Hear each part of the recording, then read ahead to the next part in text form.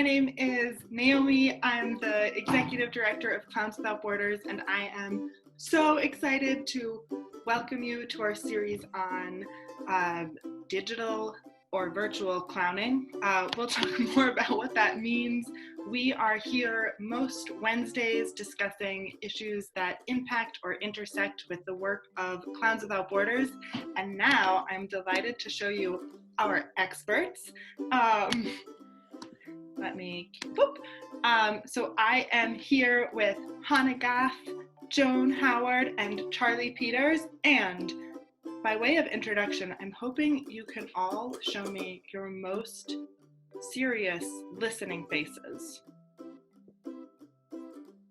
And now it might be a little different. I'd like you to show me that you're an expert. You are an expert on this topic.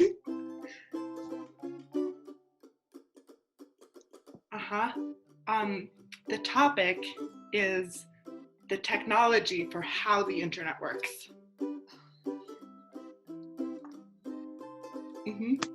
Oh, a cord. Charlie has a cord. Oh, wow. Before we really get started, I need some coffee. Hannah, would you like some? Yes, please. Oh, thank you.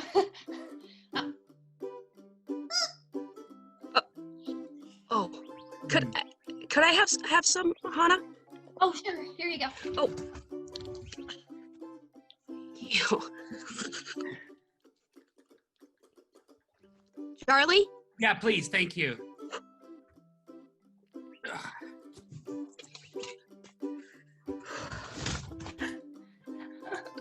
Good coffee. Great.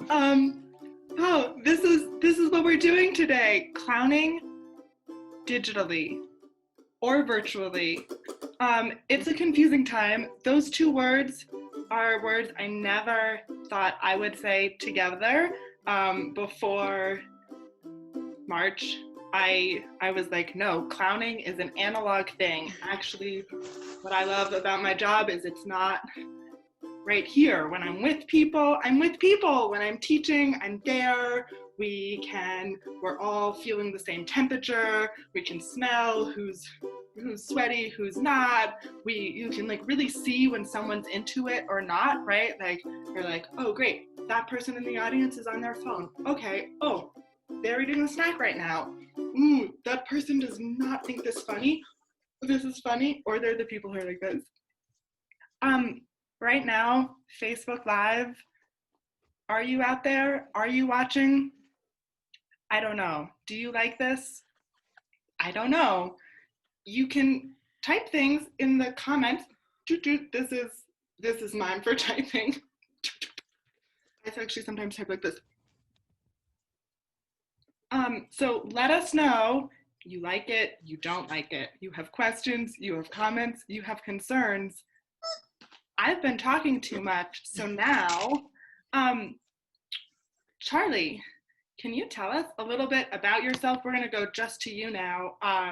You wanna talk a little bit about yourself, who you are, and you wrote an article, which is part of why you're here.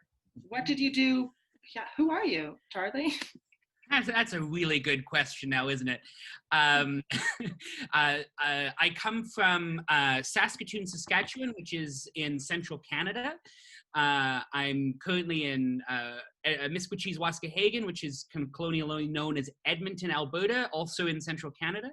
And my clown training came out of some dissatisfaction with the theater that I was doing and making and being a part of, and I was kind of fed up with art as an industry, and clown kind of let me fall in love with that again. So that was a few years ago, and then I've been playing with how that fits in with the rest of art. And then I wrote an article because I was like, I had the similar questions to you, what is clown like this? I have no idea. So that the article was me kind of wrestling with that.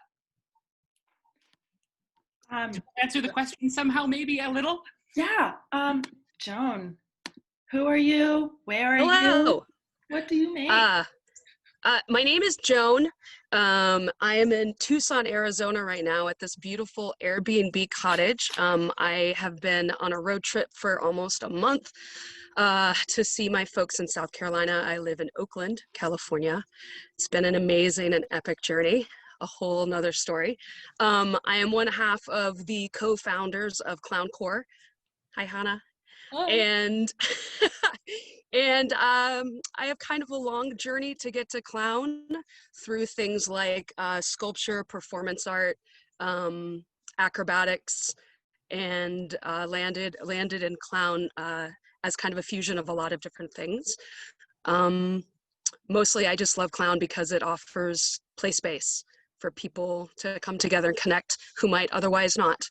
And I find that a really compelling and joyful place, and the place that I want to be, generally speaking. Yay. Hannah, same question. I am Hannah Gaff. Right now I'm in Michigan at a family member's house. And I live in Sausalito, California, just north of San Francisco. I came to clowning. I'm the other half of Clown Corps, as Joan already said. Hi, Joan. Hey, Hannah. I came to clowning through Del Arte. I got my master's degree at Del Arte, and I fell in love with clowning. It kind of explained all the things for me, made all the things that I was worried about myself, afraid people would find out, all the things I felt as failures and idiosyncrasies and didn't want people to know, those became my strengths through clown. So I have since spent as much time there as possible. Oh, okay, we're now back at looking at everyone. So this round is, what are the essential qualities of clowning? And go. Openness. Open answering. Essential qualities of clowning. Play. Honesty. The what is. The unknown. Mm-hmm. Curiosity. Relationship. Sharing response. Connection, which is also those other things that you already said. Yeah. Failure. Ta-da! Ow. Ta-da! Careful. Sorry. Yeah. Oh, sorry. So now, what is the, I wrote out my questions and I'm looking at them and I'm still trying to figure them out. So, okay. How has the pandemic either challenged or reinforced what you think is essential about clowning? And we can just think about that. How has the pandemic challenged or reinforced what you think is essential to clowning? And I'll pass the spotlight. Ring, ring, ring, ring, ring, ring, ring. Oh, okay, great. Ring, ring, great. ring. Oh, I'm sorry. Ring, ring, ring. What? Hello? Yeah? Hello? Oh, hey, Hannah. Oh. Hello? Are you there? Ring, ring, ring, ring, ring, ring, ring, ring, ring, ring, ring. Oh. Hi. Oh, Are you, hey. Yeah, there's a question. Did you hear it? Oh, I did. Oh, okay. Because I was wondering if you could help me answer that. Oh, sure. I think so. I can start, and then maybe if we get lost, we'll call Charlie. Oh, it's a really good idea. Okay, you go. Okay. Should I hang up? Yeah, okay, we'll hang up. Okay, bye. Okay, so I was thinking about connection, and I believe that the pandemic has both challenged and reinforced my belief in clowning as a tool for connection. Challenged in that, initially it felt, of course, we can't physically be in space together, or it's unwise to be in space together. So that connectedness with our audience, with our fellow performers, with whomever is in our play space is now completely different than before. And I think my initial reaction was, well, I don't feel like connecting as much because so much had changed, and B, like, is it even possible? It felt impossible. But then after playing virtually, digitally, however we're referring to it, I think in a way that connection has become even more important, or even maybe just more present in our collective awareness of, oh yeah, we need that. Like that is essential and I can't take it for granted. So, and I think much more possible virtually than I ever thought could be. So in a way, it's our medicine right now, or my medicine. But I'm gonna call Charlie because I feel like maybe Charlie might have something. Okay. Ring, ring, ring, ring, ring, ring. Hello? Oh, yeah, hi, it's Hannah over here. I was just answering this question that Naomi had about, well, did you hear it? Yeah, I did hear it actually. I thought your answer was awesome. Oh, thank you. Well, I know that you probably have a good perspective, so I thought maybe I'd give you a call. Oh, I appreciate that. Yeah, thanks for inviting me in. Can we hang up and we'll keep going? Oh, sure. Bye. Yeah, totally. This is sort of the question of our times for us clowns, right? Is like, what does it mean? What does this all mean? When I've been thinking about this, I've been trying to kind of use the tools and the frameworks that I already have for clown to understand this. So like what does it mean to be in space together? And that doesn't necessarily mean physical space, but so what are the realities of this space? Like we're all sharing a virtual or a digital some sort of other space. But then how do the same clown principles, so to speak, if we can talk in those terms, how do they still apply? So how are we still responsive to the audience and honest about what is happening in this space together, right? And I don't know if I have answers to that because I think like so many of us, I'm still like, I'm muted somehow. Why am I muted? Why am I muted? Nobody can see me. But there is still like these same truths and these things that drew us to clown in the first place, I think still have to carry us through, if that makes any sense, right? And so I'm thinking about like, how do we use these tools? Rather than sort of going, my initial impulse was to go, oh, I miss being in the room together.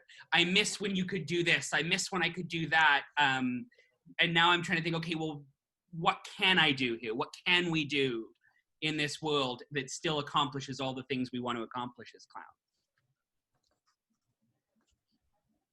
Oh,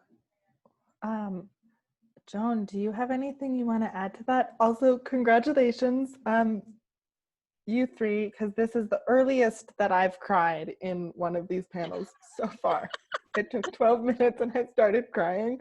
Usually I wait until minute 40, so that's nice. My name's Naomi. I'm the executive director of Clowns Without Borders. Clowns Without Borders. Welcome to our speaker series on virtual clowning.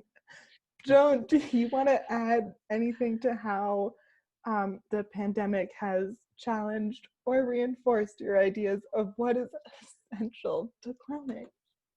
Sure. I love what Hannah and Charlie have both said. I feel like I'm building on them both in a way by saying I kind of had two things kind of simultaneously come up for me. And the first was the what is. And part of what was happening, just FYI, while Hannah was talking, a roadrunner was literally like 5 feet from me, which to me is a sign. Meep, meep. I mean, talk about clown. Wile E. Coyote, super genius. So that was kind of a wonderful moment of a what is. And I noticed myself like trying to take a picture without anyone noticing that I wasn't paying attention because I was simultaneously. And then I was inadvertently doing some screen work, which is what I love.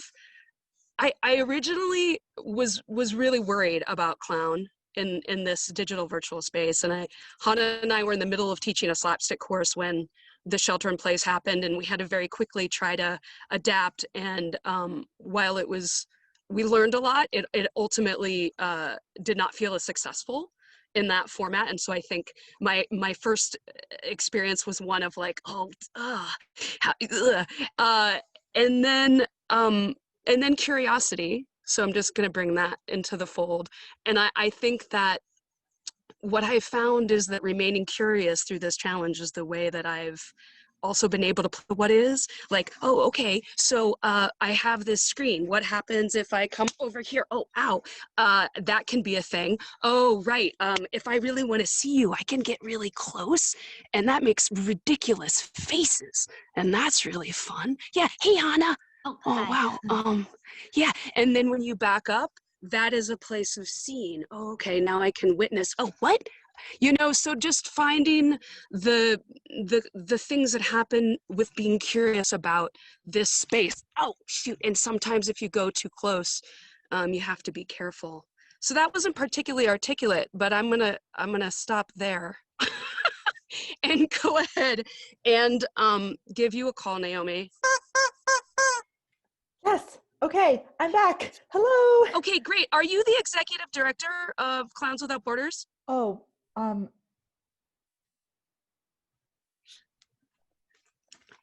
Did I call the wrong number? no, this Oh, is you the are. right, Okay, great. right number. Okay, great. You're up. Okay,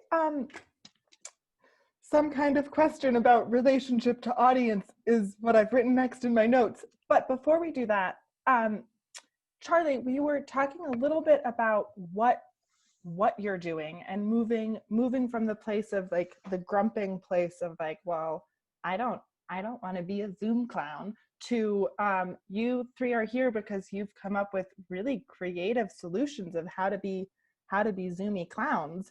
So Charlie, I would love to know about how you migrated performances and then also a rehearsal process to Zoom.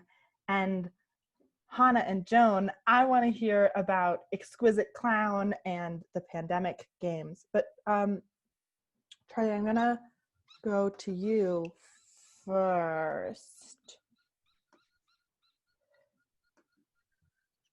Thank you. Yeah, so we in the article I talk about rehearsals for the Shortcuts Festival, which is a festival of 10-minute plays that normally takes place in Saskatoon, and this year took place everywhere via the internet. And it was such an experience to take those rehearsals and move them online, especially because the script, which was through complete coincidence written by my clown partner Julie Sagani, but a text-based script. It was very physical, lots of physical comedy, and a section in which the main character goes into the audience and like walks around and has interactions with them. It was also about sort of hypochondria and this fear of germs, which became immediately 80,000 times more salient than it already was when we were doing it in the context of sheltering in place. But what we found was, I think what Joan was saying was so salient in the sense of like, we just have to be curious. Like, okay, none of us have it. None of us know what this is. So we can't fall back on the things we're used to doing. Even the ways we're used to rehearsing might only half apply because we're in a new, so all of us have to come in with an attitude of, well, let's see, which is a pretty clown attitude, I would argue, right? Like, what's gonna happen now? Who knows? But what the limitations that we found, if I can speak to those first, were in sort of how we connect with one another, because now all of a sudden everybody's internet speed makes a difference. Now all of a sudden who's like everybody's lighting changes and is independent. To, you know, people have roommates. Like we don't have the luxury of being in a little studio that's kind of our space, right? And then it's this audience thing, and I'm sure this will come up again and again. But when we were rehearsing, just the way the platforms worked, everybody was on Zoom, but it was broadcast by a platform called OBS. And so what that meant was we could be witnessing on Zoom, but we had to have our cameras off and our sound off so that the performers could be doing it. But it meant that the performers rehearsed a comedy from the first rehearsal right through to the final performance without ever hearing an audience laugh. because the entire time I, as the director, am muted so that my audio never takes over theirs. And then when they're performing to an audience, the audience is over Facebook Live, as our audience is, or it was over YouTube Live, I think. But either way, they never hear the laughter. Like, think of how terrifying is that for a clown to go through your entire process, never hearing anybody laugh ever. So that made it all the more important for me to log back on at the end and go, okay, that was really funny, and be very clear on, articulating what I thought worked really well. Our verbal communication had to be that much more significant, because they don't have that visceral sense of hearing or feeling me or their audience laugh, right? Anyway, I've spoken a lot. Does that in some way answer the question? Yeah. And now you get to pass it to someone. You get to do the squish. Ooh. Okay, Hannah, why don't you take it away?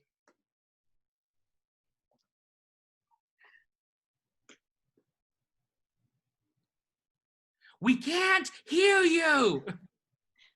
Naomi, You're muted. It's because I was laughing at Joan. I'm gonna talk about what Clown Corps did when the world shut down. Is that right, Naomi? Yeah. Okay, so we had a couple. We ended up canceling our workshops and canceling everything live like everyone else did. We had an international trip that ended up getting postponed, and then we were in that sunk place where, at least for me, there were weeks and weeks where the world just went on and trying to adapt to, like, I remember having conversations with, like, Sabine from Clown Me In and Naomi, and being like, how do clowns exist right now? Like, but after a few weeks, we just started wanting to create play space online, and we were just missing it. And so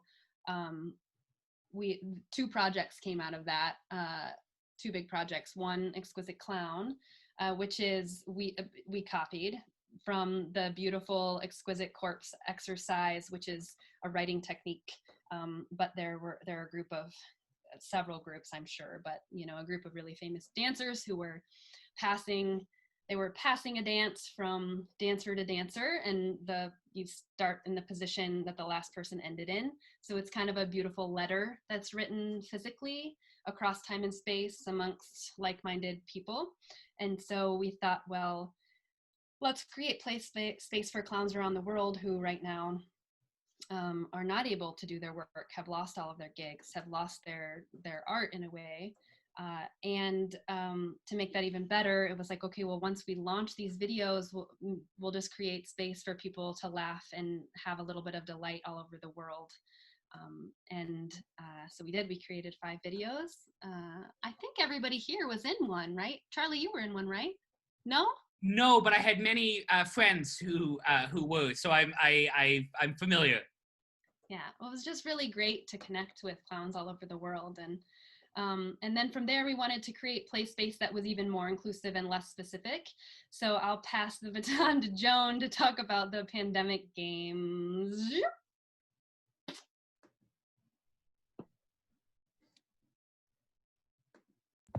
Ow. Hannah. Okay.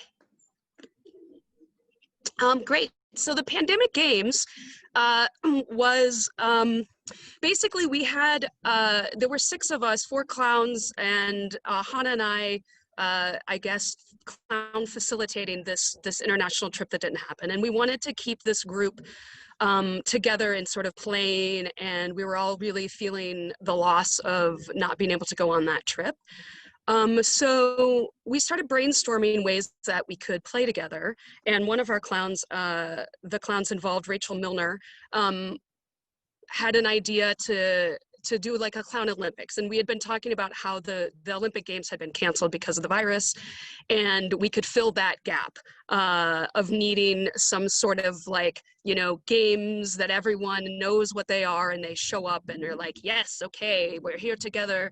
And then we just started digging into that, and it became really funny, this idea of like, okay, well, what if we have these clown captains who create different pandemic sports that can be played during a pandemic, and make them, you know, as accessible as possible. Of course, getting to digital clowning, we're talking about accessibility, and a lot of people don't have access to the internet, or many other ways in which to be involved online, and that is something that you know, I hope will change in terms of, we do end up being in this space longer and longer, that different folks who are in positions of power continue to try to bring that access to more and more people. And I heard a great NPR thing yesterday on that happening in different places in a different way. So that feels hopeful. But it was the best that we could do. So we went with that. And it started as a sort of group thing in our clown core group, and then it became international. We actually decided, we were like, wait, we're missing an opportunity. The Olympics are an international collaboration. Why don't we simply reach out to clowns that we know or might know through other clowns all over the world, and invite them to create a sport and be a part of sort of what we call the International Clown Committee, the ICC, playing off of the CDC, which was the Clown Distancing Committee that we had sort of created within Clown Core. And so we had a number of clown organizations and medical clowning, social clowning, circus, from, I think, 8, is that right, Hannah? 8 different, it might be 9, but let's see, we had Egypt, Spain, Zimbabwe, Colombia, Chile, and Ecuador, Bali, Indonesia, and I'm probably missed Turkey. Yeah, there we go. And it was just really awesome. It was like kind of last minute, people jumped in and just came up with hilarious and amazing pandemic sports. We created an entire website, which you can go see. It's clowncore.org/2020 pandemic games. And I don't want to talk, I'm talking a lot, but essentially it was an offering, I would say, to clowns and the public alike to watch really funny videos of clowns modeling and participating in the sports. And there was also a week of live games at the end, where different clown organizations would host their sport in an online Zoom format, and anyone who could log in and play. Great. And if you look down, if you look down in the comments section, you can see a link to Charlie's article, and also a link to Exquisite Clown. And if you click on Exquisite Clown, you don't have to wink when you click. When you click on Exquisite Clown, that will also take you to the whole clown game website. So the next question, or kind of continuation, is around relationship to the audience, and then also relationship to clown colleagues. You've all touched on, Charlie, I love what you said about at the end of your rehearsals, really taking time to be specific about what you liked and what was funny, because that matters. Lovely people on Facebook Live, I can see that you're watching, but I don't know what you think. So give us a question, give us a thumbs up, thumbs down, let us know, if you're actually watching, what you want to know from us. And so I'd love to know about relationship to audience, and how you found ways to engage the audience, or when you've decided not to. Right, lots of stuff happening. Okay, Charlie. Unmute myself. That's a great question. That's sort of a big one to think about. I found it really difficult off the bat to get used to this, and especially it becomes, as Joan brought up such a great point about access to technology, right? Like, who's doing it on their phone, and what does that mean for our ability to see and hear an audience? Some of the most successful, in my view, experiments that I've seen, who've been a part of, bring the focus a little more, kind of like what we're doing. You can spotlight one person, and the one-on-one relationships become a little more significant. I've seen shows that either overtly or not so, or more subtly clownish, that really do that really well, where because of the way this medium, this technology works, you can have that one-on-one interaction with an audience in a way that's really meaningful, in a way that I think it was Hannah off the bat talking about how in clown often we use all of our senses to engage with the audience kind of in a much more collective way. And I find that's a little harder when, 3/4 of the audience is not on your screen, for example, right? And or they're muted, or and you can't smell them. But I've seen some really successful performances where you can kind of zoom in on that one-on-one relationship. And it almost like Zoom, or almost by design, does the thing that great clowning does, where you have this one-on-one moment with an audience member, which you then take out and include an entire audience in, and then bring back. Like, that is such a great and powerful clown technique. Like, we're having this moment, but we're all having this moment, but we're having this moment. And the platform kind of does that for us in a certain way. So I almost think it's like, how do we really start to go, what is this space that we're in, and what does that mean for how we approach the work, not throwing out everything we've always done, and not forgetting all the lessons we've learned IRL. You see, I can use the online lingo. I mean, it's from 10 or 15 years ago, but I can use it. But we can still do our clowning. We just, the way it looks is different, and maybe the heart is the same.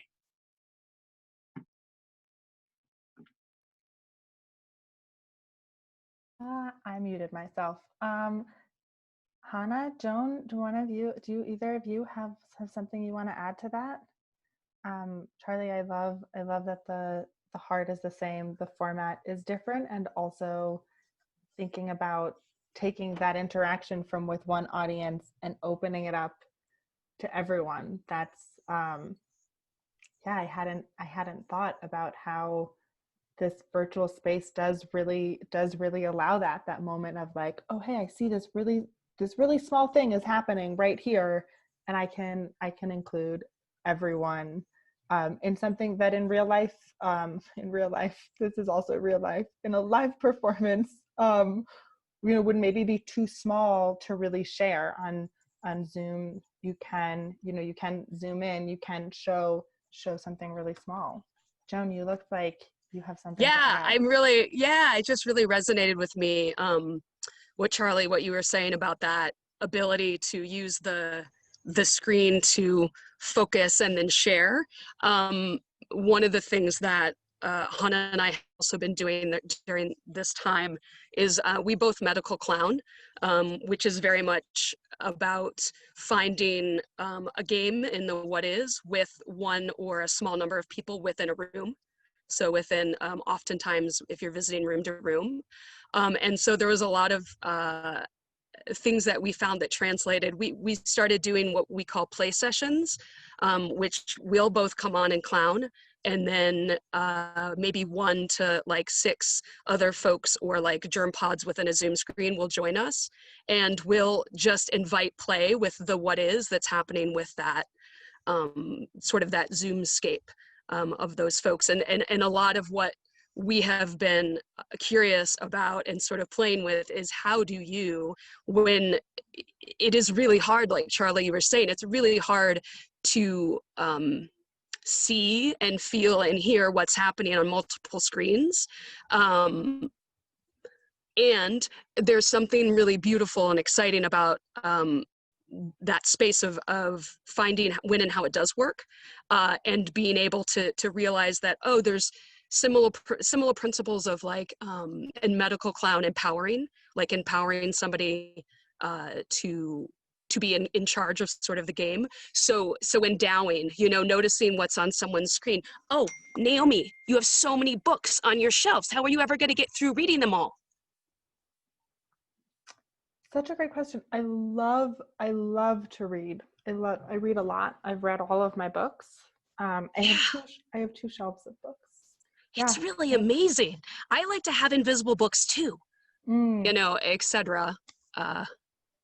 and then, you know, Charlie can join in, Hannah can join in, and how do you start to name, we've found that one of the difficulties is like who's talking and when, and how to keep the game going when there's a lot of people who potentially are going to come on at the same time. And so finding different ways of like, oh, Naomi, books. Oh, hey, Hannah, do you read? Or, you know, we found that a lot of, we've had to use a lot more language, a lot more text than we might normally when clowning. And that's also been interesting to work with. Hannah, you might have some things to add. Unmute. Okay. I don't know that I do. I was, all those things, when Charlie was talking, I was feeling the same things. I think I was like, oh, we just talked about these projects we did, but really the most resonant play space has been these improvised live kind of play sessions where the audience is kind of our guide, and we look for the game. And I think you mentioned empowerment, and it's just that it somehow, I don't know, my brain started thinking about like this other plane, you know, we're not live in 3 dimensions, whatever. We have this like weird screen in front of us, and it's hard to stay engaged. But like this play, what did I just say? Dimension, like somehow reaches through the screen, and then people find that the buoyancy and lightness and like that you might have in a live performance, and that engagement is just brought forward in a way that like staring at a screen just can't do. So I guess that's been the most beautiful space, not recording videos, not, you know, just that space of like, oh, Charlie, wow, are you an artist? I see something on your wall back there. Oh, wow. Is that a zebra? Hey, Hannah, I think Charlie is a zebra. Oh, is that your skin that you put on when you're a zebra? Absolutely. Absolutely. Yeah. Actually, technically, if you want to get really technical, this is the skin I put on when I'm a human, and that's the skin that I revert back to at the end of the day. So, yeah. Could you show us your zebra dance? My zebra dance? Yeah. Can you teach us? Yeah. I'm Okay. half zebra, half gazelle. So like okay. Understand the full sort of history of that. Like, is there a sound that goes with that? Yes. Up. Oh, wow. Yeah, and the highly technical one is you only sort of fully bounce every second one. So it's half bounce, half bounce. Oh.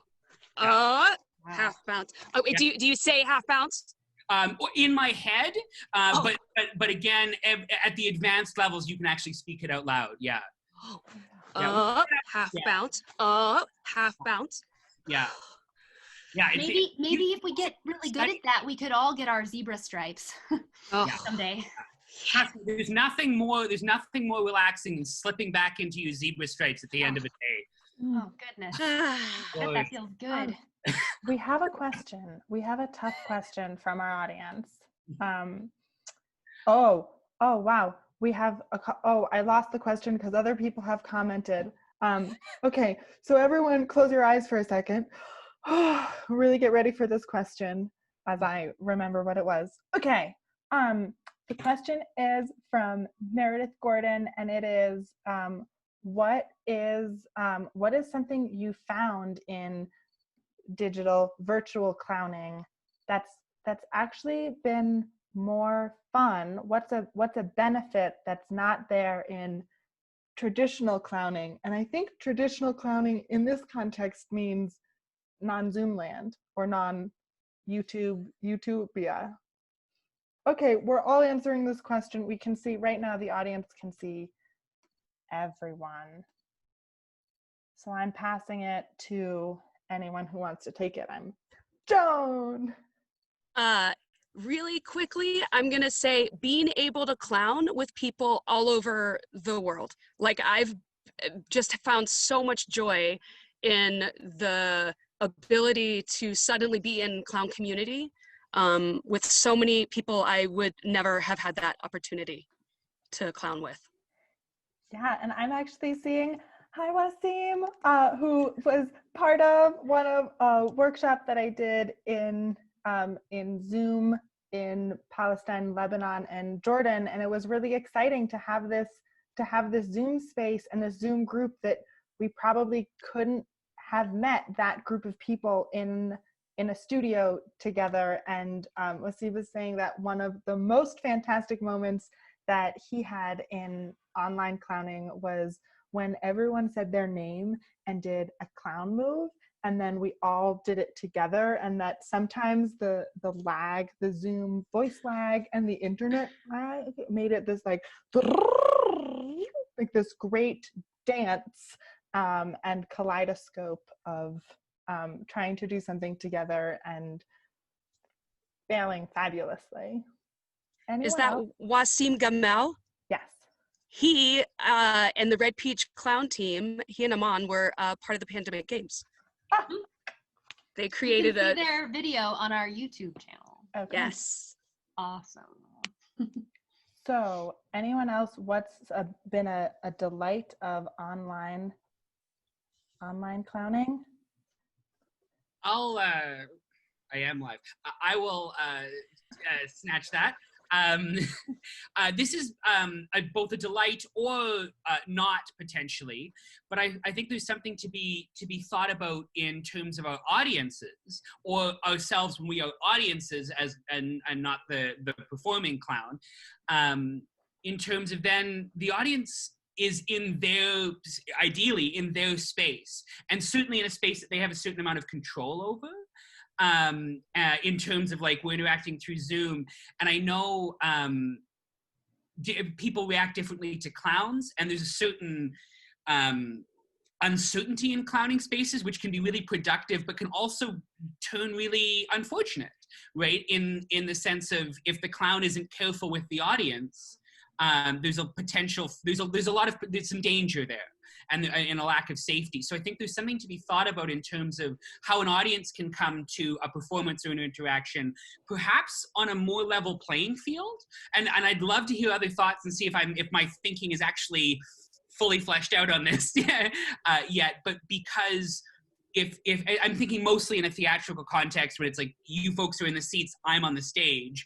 Like there's a power dynamic there that might be evened a lot in this sort of interaction. And I think there's we can do some interesting thinking and playing about what that rebalanced or shifted relationship means in terms of empowerment, which was a great thing that the two of you brought up, and in terms of audience perception of safety, which I think is really intrinsically linked to our ability to play.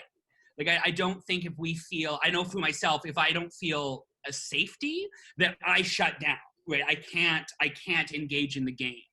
So I think there's something to be thought about in terms of the we're all on Zoom. All of us together have reasonably similar access to the tools. Yeah, Hannah or Joan, do either of you want to speak to that? I see some deep thinking, so I'll talk and you'll wave when you're ready to when you want to talk. I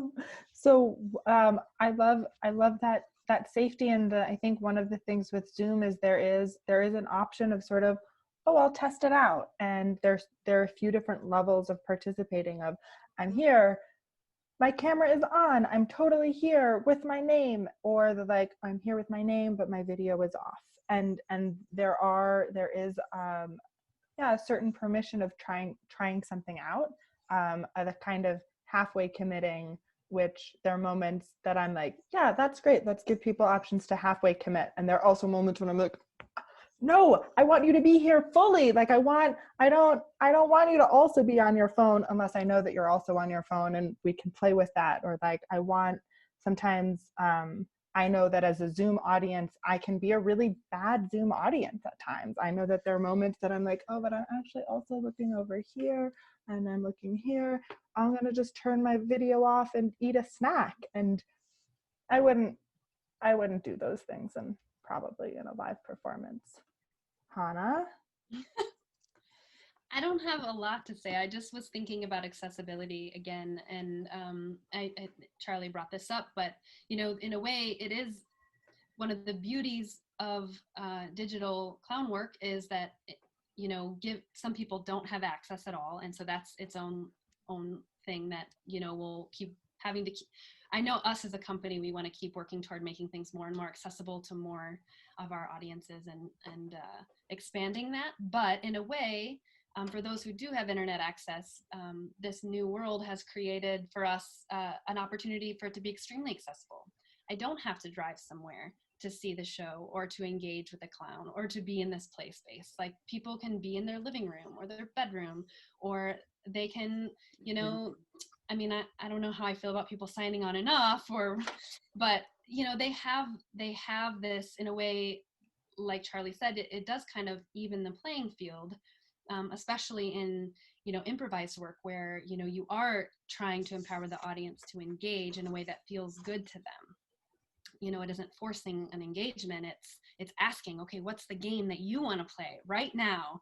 And if you don't want to play, okay, well, maybe that's the game we're going to play. If we don't want to play right now, like no, okay. So that just keeps bringing up for me, though, that there are a lot of people without access to this, but it also has increased the accessibility.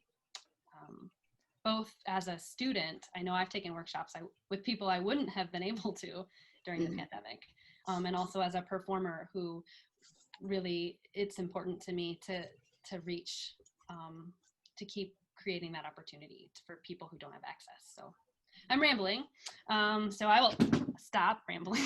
Okay, I'm gonna ramble then. So our last question is two questions. Okay, who is your clown? Do you have someone who you're like, this is my clown self? And then the other part is, has that changed in the pandemic? Boom, boom, boom, boom, boom, boom. Joan, I know you have an answer to this, so I'm gonna choose you. Interestingly enough, I do have an answer. It's not really an answer. So I feel like I have a few sort of core clowns or a few go-to clowns. Like, I have Thumper, who's a clown that I clown with a theater company that I co-founded called Idiot String. And we have a fictional troupe of characters, and Thumper performs with Samuel Peach's Peripatetic Players. And then Thumper sort of has a makeover for medical clowning, but it's essentially the same clown. And then I also have a red-nosed clown whose name is Mafalda, which is my somatic clown. She comes from my body and amplifying the things that are already impressed upon me as a human form. And she's quite different. She's like a Neanderthal with the big heart. Thumper is more verbal, and which is why I choose Thumper when text is sort of necessary. And then I make up clowns. Like, I made up a clown for the pandemic games. Judy Wham Wham Victors came out of retirement from winning the local Kiwanis Club relay race every year to lead the torch relay in the pandemic games. So I feel like there's an essential quality they all share, which is me, which is being eager and sort of forward and also clumsy. So it's like they're all me, right? All of our clowns are some amplified version of you, and then sort of, I guess, they accentuate one part of that maybe more than others, depending on the need of the moment, the what is, or the game, or not the game, but the larger context where the clowning is occurring. Hannah.